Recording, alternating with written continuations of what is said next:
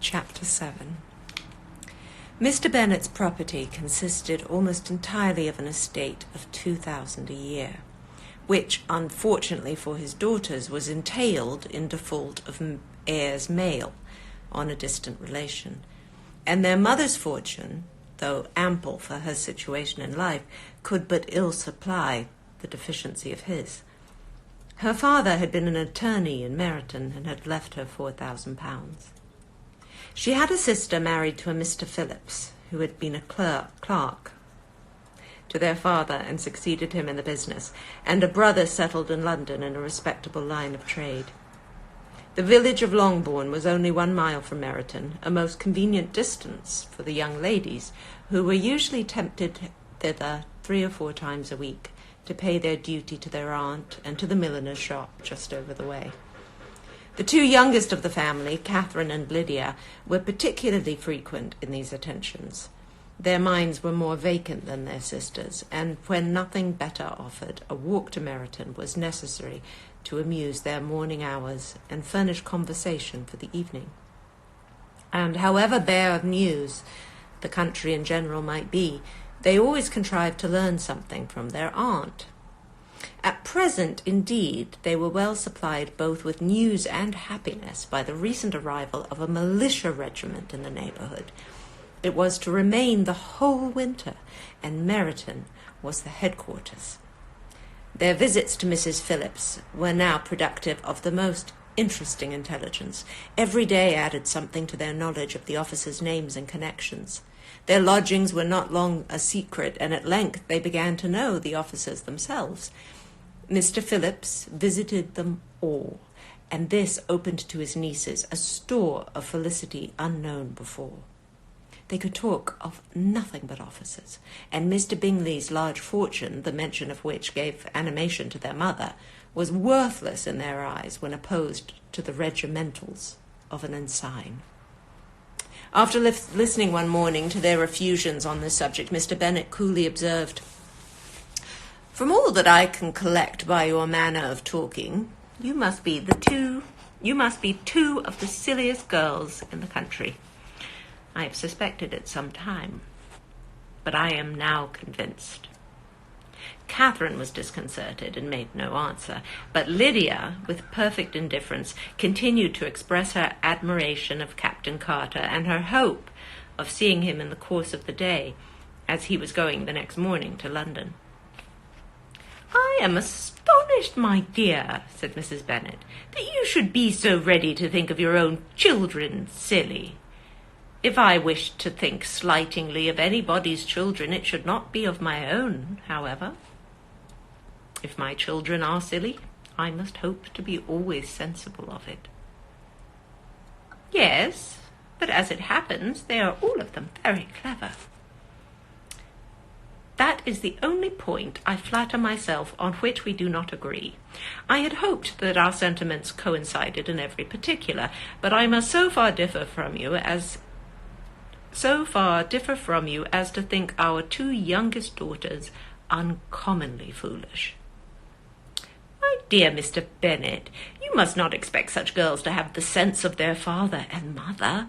When they get to our age, I dare say they will not think about officers any more than we do. I remember the time when I liked a red coat myself very well, and indeed so I do still at my heart.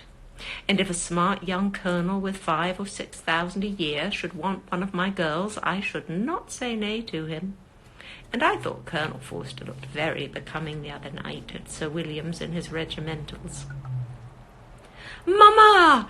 cried Lydia, "my aunt says that Colonel Forster and Captain Carter do not go so often to Miss Watson's as they did when they first came. She sees them now very often standing in Clark's library." Mrs. Bennet was prevented replying by the entrance of the footman with a note for Miss Bennet. It came from Netherfield, and the servant waited for an answer. Mrs. Bennet's eyes sparkled with pleasure, and she was eagerly calling out while her daughter read, "Well, Jane, who is it from? What is it about? What does he say?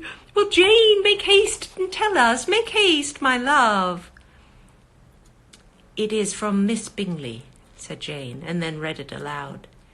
My dear friend, if you are not so compassionate as to dine today with Louisa and me, we shall be in danger of hating each other for the rest of our lives, for a whole day's tete-a-tete between two women can never end without a quarrel. Come as soon as you can on receipt of this. My brother and the gentleman are to dine with the officers. Yours ever, Caroline Bingley. With the officers? Cried Lydia. I wonder my aunt did not tell us of that. Dining out, said Mrs. Bennet. That is very unlucky. Can I have the carriage? Said Jane. No, my dear, you had better go on horseback, because it seems likely to rain, and then you must stay there all night. That would be a good scheme, said Elizabeth, if you were sure that they would not offer to send her home. Oh, but the gentleman will have Mr. Bingley's chaise to go to Meryton, and the Hursts have no horses to theirs. I had much rather go in the coach. But, my dear, your father cannot spare the horses, I'm sure. They are wanted in the farm, Mr. Bennet, are they not? They are wanted in the farm much oftener than I can get them. But if you have got them today, said Elizabeth, my mother's purpose will be answered. She did at last extort from her father an acknowledgment that the horses were engaged. Jane was therefore obliged to go on horseback, and her mother attended her to the door with many cheerful prognostics of a bad day. Her hopes were answered. Jane had not been gone long before it rained hard. Her sisters were uneasy for her, but her mother was delighted. The rain continued the whole evening without interruption. Jane certainly could not come back. This was a lucky idea of mine indeed, said Mrs. Bennet more than once, as if the credit of making it rain were all her own. Till the next morning, however, she was not aware of all the felicity of her contrivance. Breakfast was scarcely over when a servant from Netherfield brought the following note for Elizabeth. My dearest Lizzie, I find myself very unwell this morning, which I suppose is to be imputed by my getting wet through yesterday. My kind friends will not hear of my returning till I am better. They insist also on my seeing Mr. Jones. Therefore do not be alarmed if you should hear of his having been to me. And excepting a sore throat and a headache, there is not much the matter with me. Yours, etc. Well, my dear, said Mr. Bennet, when Elizabeth had read the note aloud, if your daughter should have a dangerous fit of illness, if she should die, it would be a comfort to know that it was all in pursuit of Mr. Bingley and under your orders. Oh, I am not afraid of her dying. People do not die of little trifling colds. She will be taken good care of. As long as she stays there, it is all very well. I would go and see her, if I could have the carriage. Elizabeth, feeling rather anxious, was determined to go to her, though the carriage was not to be had, and as she was no horsewoman, walking was her only alternative. She declared her resolution.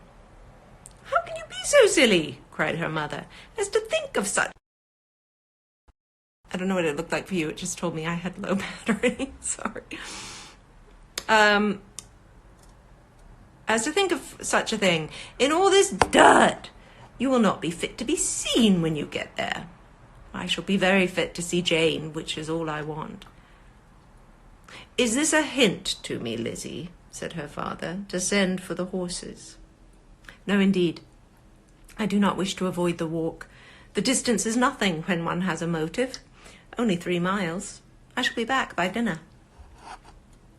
I admire the activity of your benevolence, observed Mary, but every impulse of feeling should be guided by reason, and in my opinion, exertion should always be in proportion to what is required.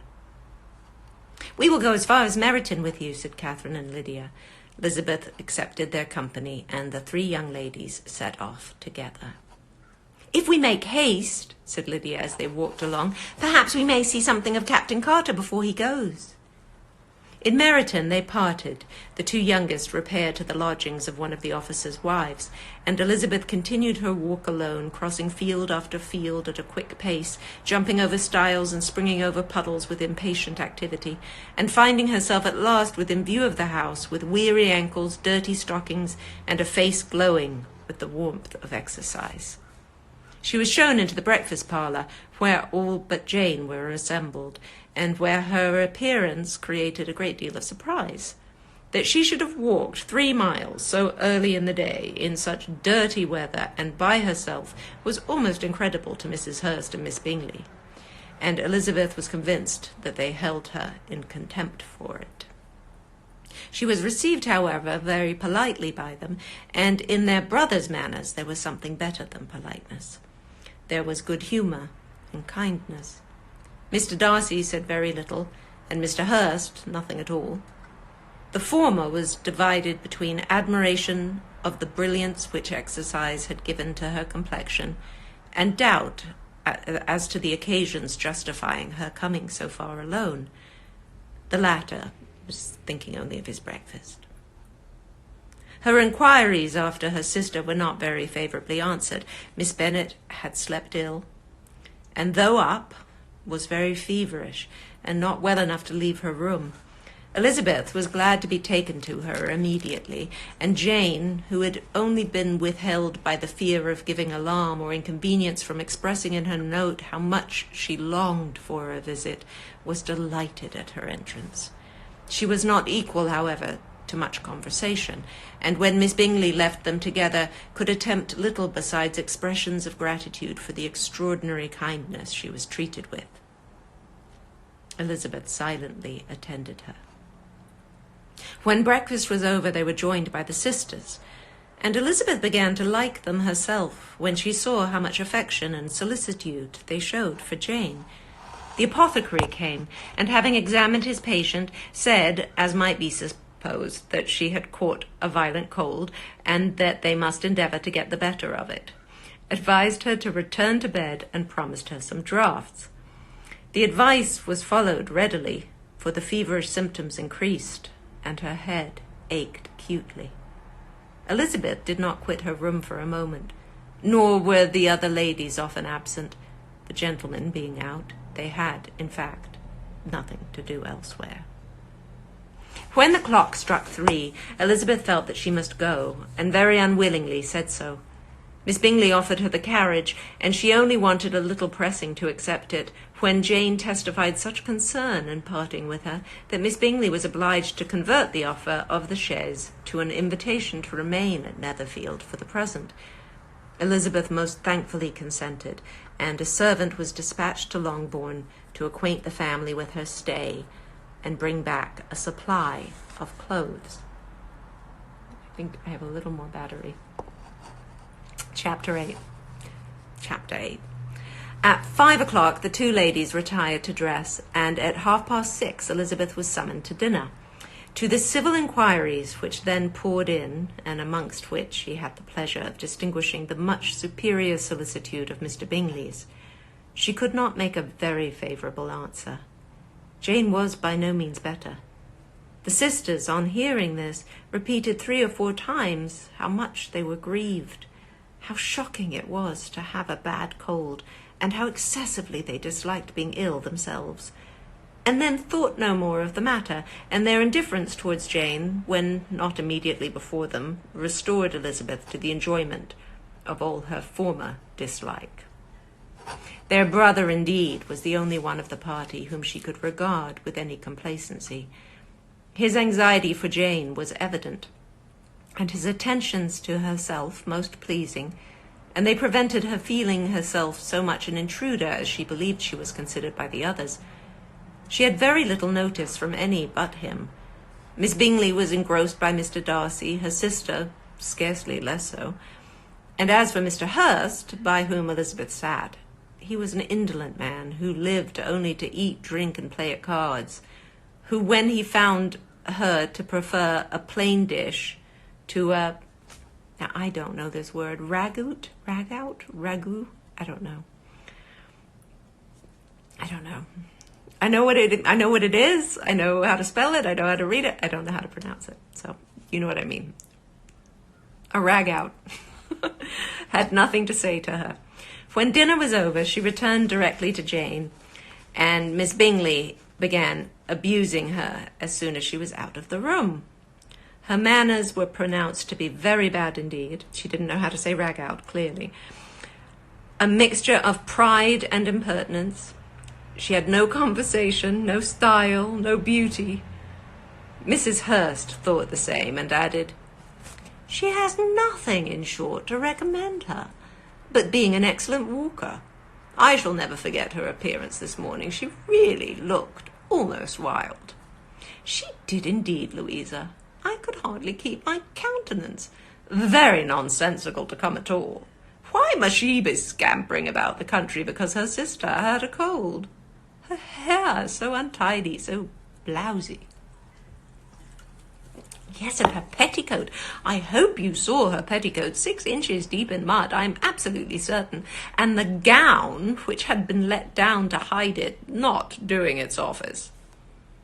"Your picture may be very exact, Louisa," said Bingley, "but this was all lost upon me.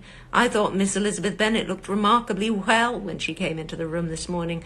Her dirty petticoat quite escaped my notice." "You observed it, Mr. Darcy, I am sure," said Miss Bingley, "and I am inclined to think that you would not wish to see your sister make such an exhibition." "Certainly not." "To walk 3 miles or 4 miles. Now, who is this talking? Yes. To walk 3 miles or 4 miles or 5 miles or whatever it is, above her ankles in dirt and alone, quite alone. What could she mean by it? It seems to me to show an abominable sort of conceited independence, a most country town indifference to decorum." "It shows an affection for her sister that is very pleasing," said Mr. Bingley. "I am afraid, Mr. Darcy," observed Miss Bingley in a half-whisper, "that this adventure has rather affected your admiration of her fine eyes." "Not at all," he replied. "They were brightened by the exercise." A short pause followed this speech, and Mrs. Hurst began again. "I have an excessive regard for Miss Jane Bennet. She is really a very sweet girl, and I wish with all my heart she were well settled. But with such a father and mother and such low connections, I'm afraid there's no chance of it." "I think I have heard you say that their uncle is an attorney in Meryton?" "Yes, and they have another who lives somewhere near Cheapside." "That is capital," added her sister, and they both laughed heartily.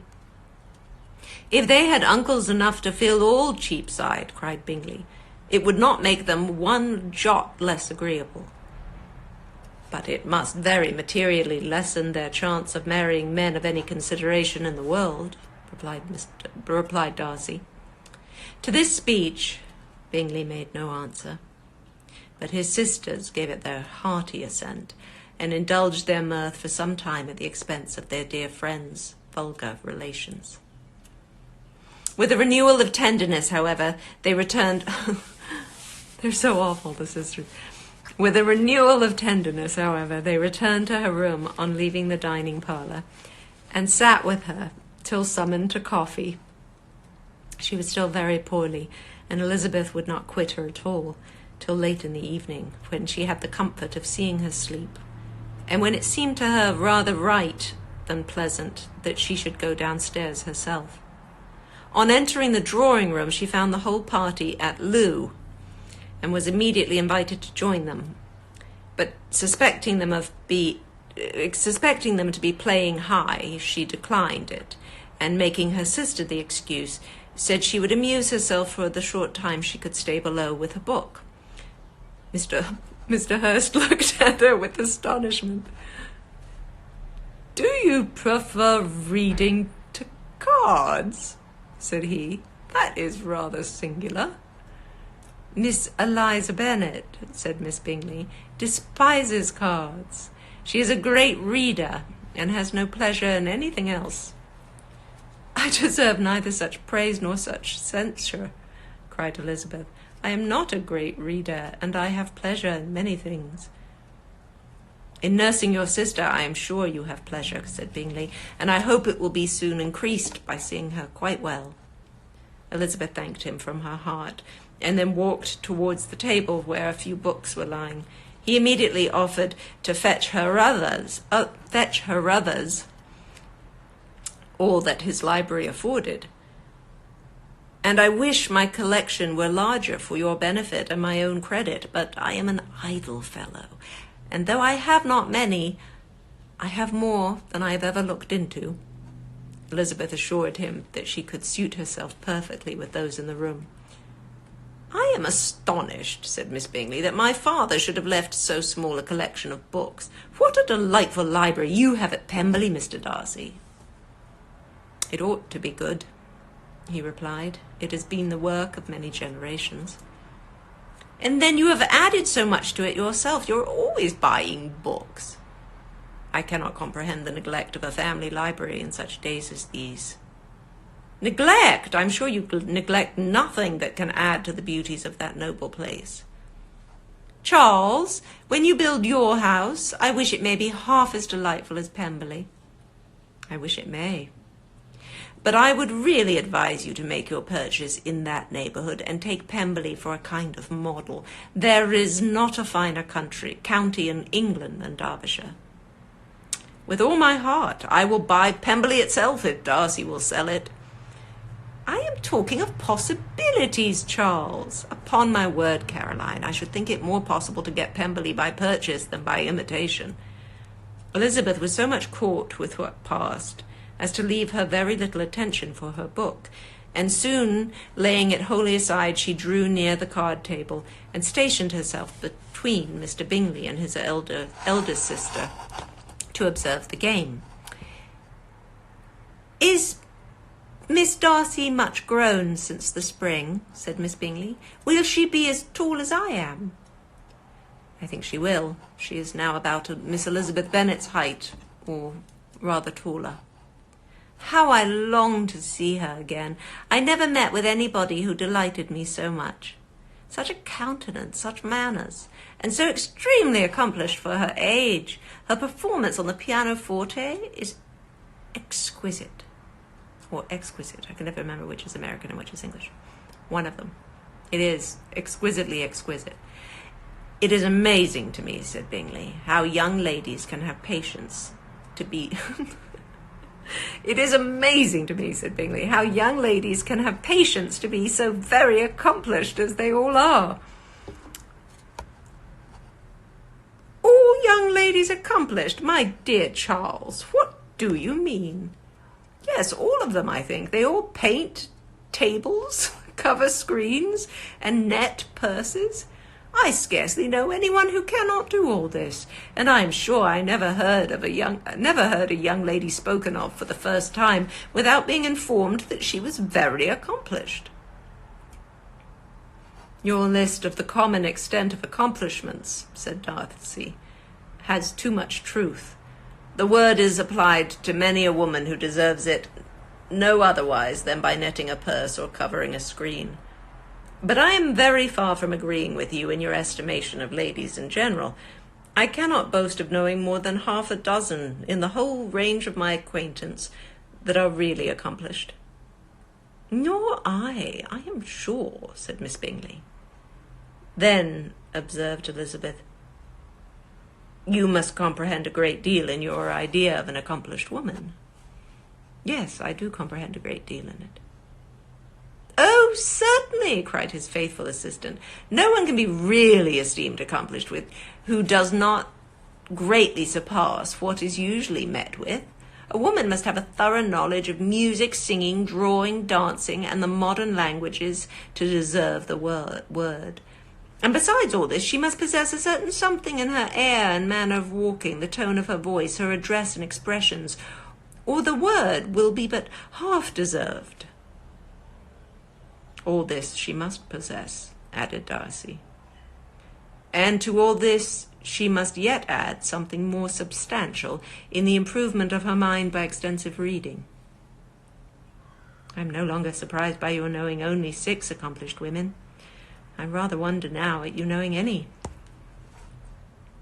Are you so severe upon your sex, upon your own sex, as to doubt the possibility of all this? I never saw such a woman. I never saw such capacity and taste and application and elegance as you describe united. Mrs. Hurst and Miss Bingley both cried out against the injustice of her implied doubt, and were both protesting that they knew many women who answered this description, when Mr. Hurst called them to order with bitter complaints of their inattention to what was going forward. As all conversation was thereby at an end, Elizabeth soon afterwards left the room. Elizabeth Bennet, said Miss Bingley, when the door was closed on her, is one of those young ladies who seek to recommend themselves to the other sex by undervaluing her own. And with many men, I dare say it succeeds. But in my opinion, it is a paltry device, a very mean art. Undoubtedly, replied Darcy, to whom this remark was chiefly addressed. There is a meanness in all the arts which ladies sometimes condescend to employ for captivation. Whatever bears affinity to cunning is despicable. Miss Bingley was not so entirely satisfied with this reply as to continue the subject. Elizabeth joined them again, only to say that her sister was worse, and that she could not leave her. Bingley urged Mr. Jones being sent for immediately, while his sisters, convinced that no country advice could be of any service, recommended an express to town for one of the most eminent physicians. This she would not hear of, but she was not so unwilling to comply with their brother's proposal, and it was settled that Mr. Jones should be sent for early in the morning, if Miss Bennet were not decidedly better. Bingley was quite uncomfortable. His sisters declared that they were miserable. They solaced their wretchedness, however, by duets after supper, while he could find no better relief to his feelings than by giving his housekeeper directions that every attention might be paid to the sick lady and her sister. Hope you guys are all hanging in there. I can't remember how to turn it. There we go.